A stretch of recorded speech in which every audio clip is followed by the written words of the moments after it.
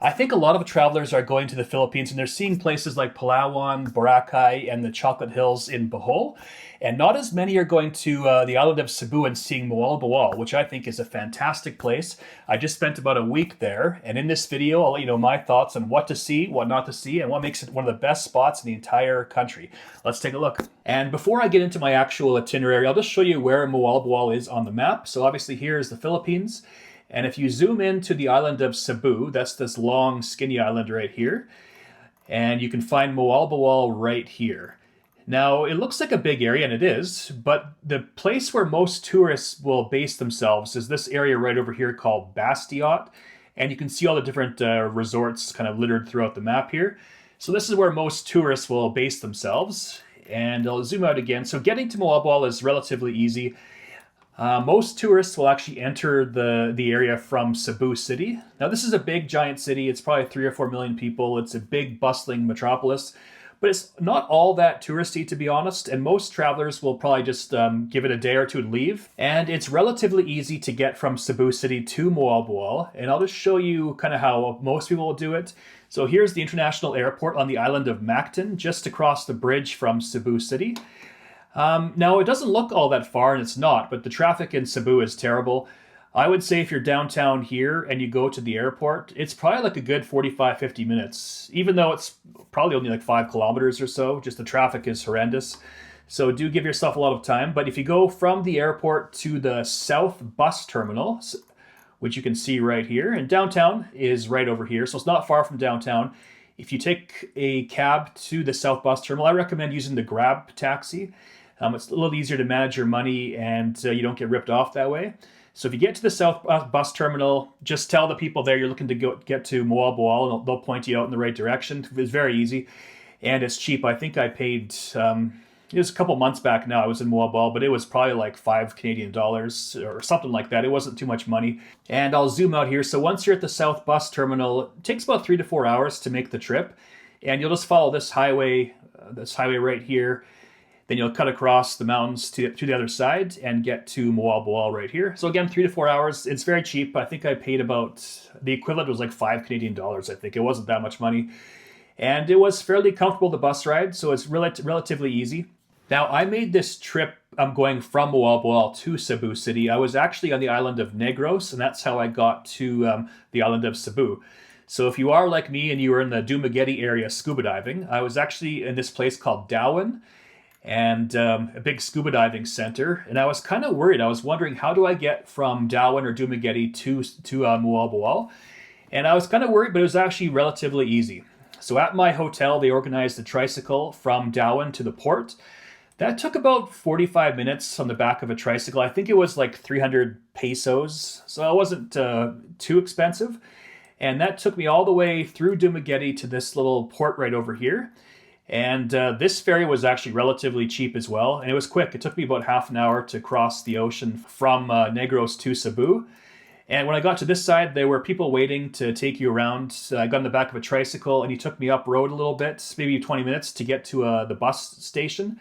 And then from there, it was like a 2-hour bus ride to Moalboal. So it was relatively easy, and it was actually quite affordable. So I was worried for nothing. So it's quite easy to get to Moalboal, and again, relatively cheap. All right, so let's talk about the actual itinerary here. So let's zoom in on Moalboal. So I arrived, I would say, I left in the morning and I probably arrived early afternoon, so it didn't take too long. And where you want to position yourself in Moalboal, in my opinion, is in this area over here called Bastiot. And the reason being is that in this area right here, this is where most of the tourist infrastructure is, the bars, the restaurants, the ATMs, hotels, dive shops. So just the best place to be if you're a tourist. Now, if you're wondering where you should be staying in this area, from what I could gather, and I was there about a week, I would say this little intersection right here between Panagsama Road and Tubli Road, this is kind of like the town center from what I could gather. It was like the busiest area and it was walking distance to everything, to all the dive shops, the beach, bars, restaurants. Quite lively.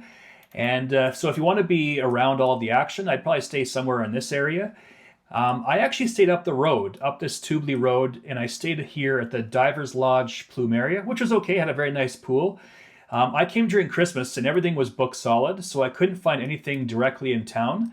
And if you're curious, to make this trek from about here to the main areas, it was about a 10 to 15 minute walk, so it wasn't too bad. But when it's smoking hot and you're a bit tired, it can be a little annoying, but it's still not that bad. But given the choice, if I were to go back, I would probably stay in this area if I were to do it all over again. It's just a bit more convenient. So let's get into the actual itinerary now. So day one, again, I got there around, I would say around 2 or 3 p.m. And, when you're on the back of a scooter all day and you're on a bus, you're kind of, you need to shower and kind of relax. So I actually stayed in the pool for most of the day when I first arrived. And then in the evening, Moalboal is pretty electric. There's all sorts of bars and cool restaurants in this area. And I felt it was just good to have like one beer at each place. I just kind of wandered around the entire area. So it's definitely a place, if you like nightlife and kind of having some drinks, Moalboal is definitely a fun place to visit. So that was day one for me, just arriving, hanging out by the pool, and then going for beers all around the area, just kind of wandering around. I didn't feel unsafe at all. Everyone was super nice, and the beers were cheap as well.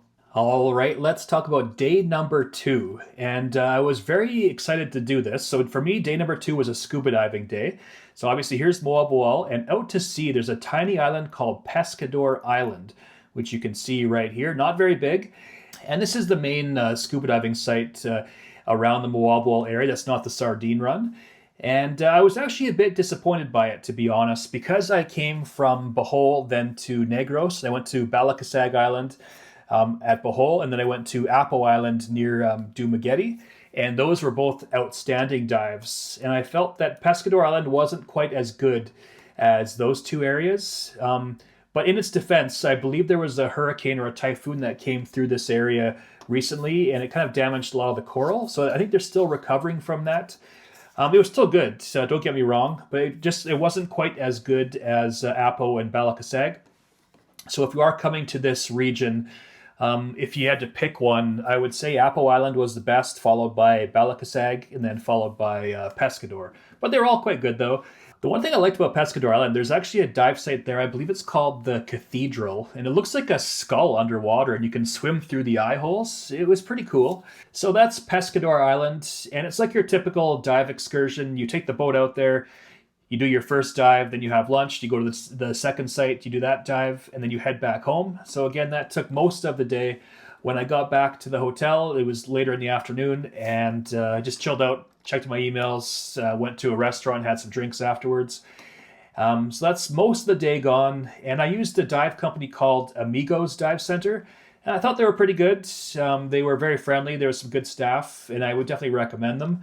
But there's all sorts of different dive operators in this area, but I felt they were pretty good.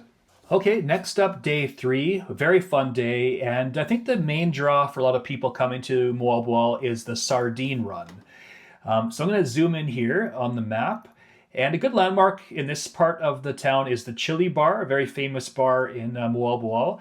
Lots of dive centers right here. Now, if you just Google the Moalboal Sardine Run, there's all sorts of companies that are trying to charge you a lot of money to do the day trip.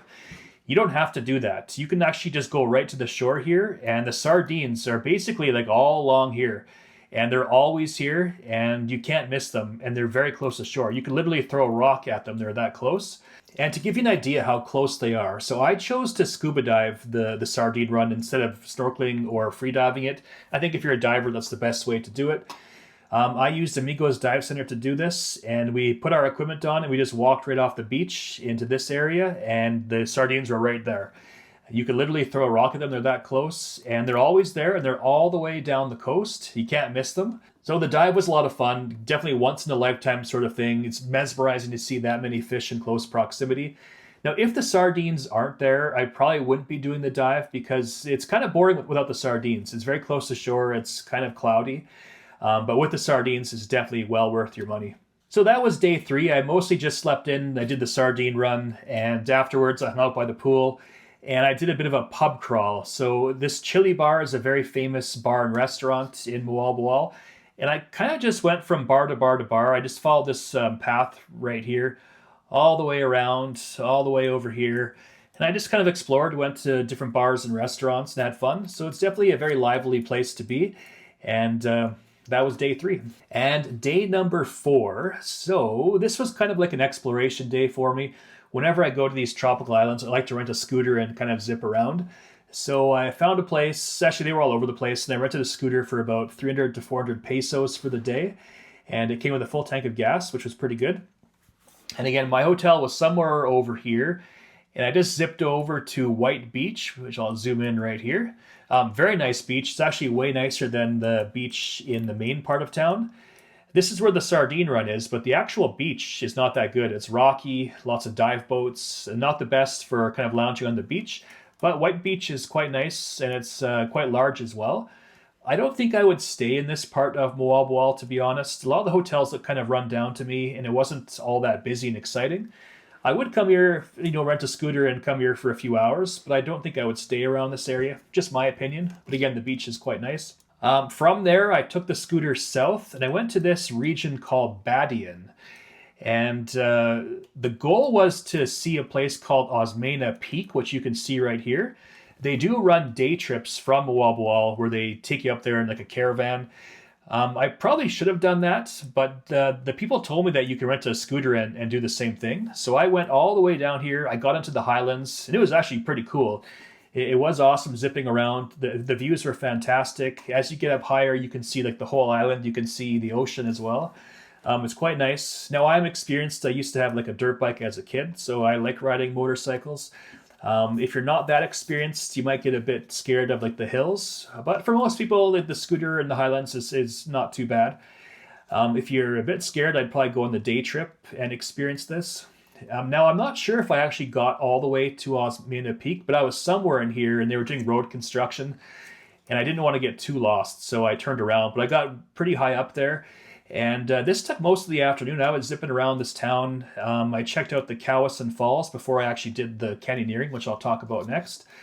But yeah, it's definitely very scenic. If you are into riding motorcycles, it's very cool to get up here in the highlands. Now, it's cool in the sense that the views are awesome, but as you get up there in altitude, it actually cools off quite a bit as well, which was refreshing. So that took most of the day. Then I got back to Moalboal, and I kind of explored the quieter parts of the area around here just to check it out. Then I went back to the hotel, just hung out by the pool and had drinks in the evening. Just your typical kind of tourist day again. And moving along to day number 5. Now, this was a canyoneering day at Kawasan Falls. Now, this is one of the best day trips I've done in my life as a tourist. It was fantastic.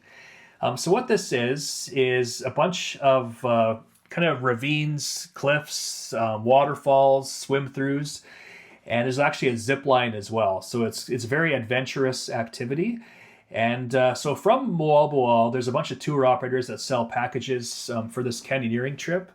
It wasn't even that expensive, and it's not that far as well. So from the main tourist area, I'd say it's probably a half an hour drive. They load up a caravan, and they'll drop you off at the staging area where they go over like kind of the instructions. They give you a life jacket and a helmet, and you can lock up your backpacks and cameras and stuff like that. So it was definitely well organized, and you can actually choose to get into the falls 2 different ways. You can hike into the falls, or you can take the zip line. I took the zip line. I thought it was pretty cool. It was maybe a half an hour wait to actually get onto the platform. So there was a bit of a wait to actually do the zip line, but it was still well worth it. But if you are scared of heights or you don't want to do that, you can easily walk into the staging area too. And that hike might be about 30 minutes. Now, if I were to do this all over again, I think I'd bring my own water shoes. I think mine are pretty uncomfortable. And by the end of the day, I was getting blisters. So if you are going to do this and you have your own kind of water or your beach shoes, I would definitely bring them. So the actual day trip, so once you zip line into the staging area, you still hike down a little bit to get to the canyon area.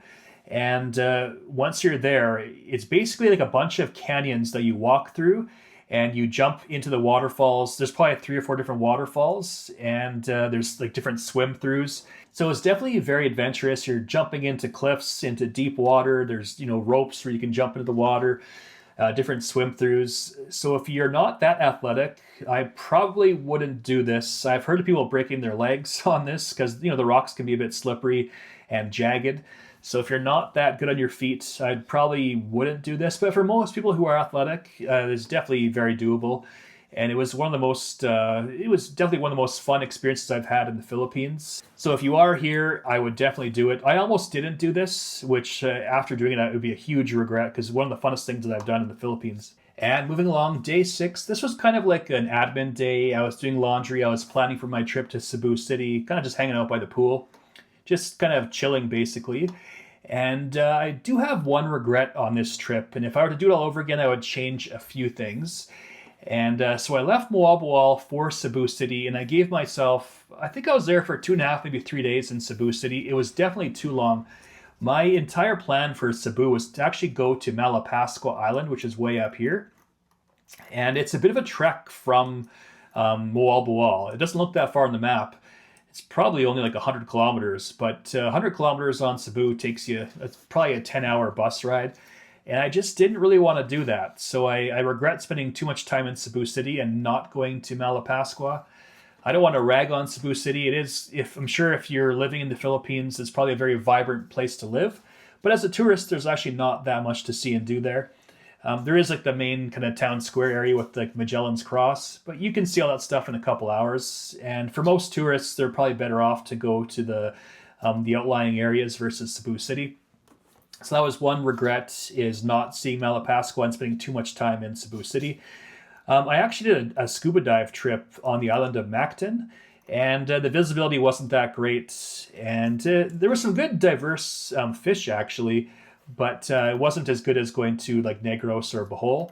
Now, my overall trip, I actually started in Alona Beach, then I went to Dumaguete area, then to Moalboal, and then finally to Cebu City, where I left back to Canada. Again, if I were to do it all over again, I'd probably spend more time in these other areas and spend less time in Cebu City. But that's just my opinion. It's not the most tourist-friendly city out there. Well, there you are. That's my trip to Moalboal. I hope you enjoyed it. One of the coolest places in the Philippines. And if you have any questions whatsoever, feel free to comment. I will get it and get back to you. And I will see you on the next video.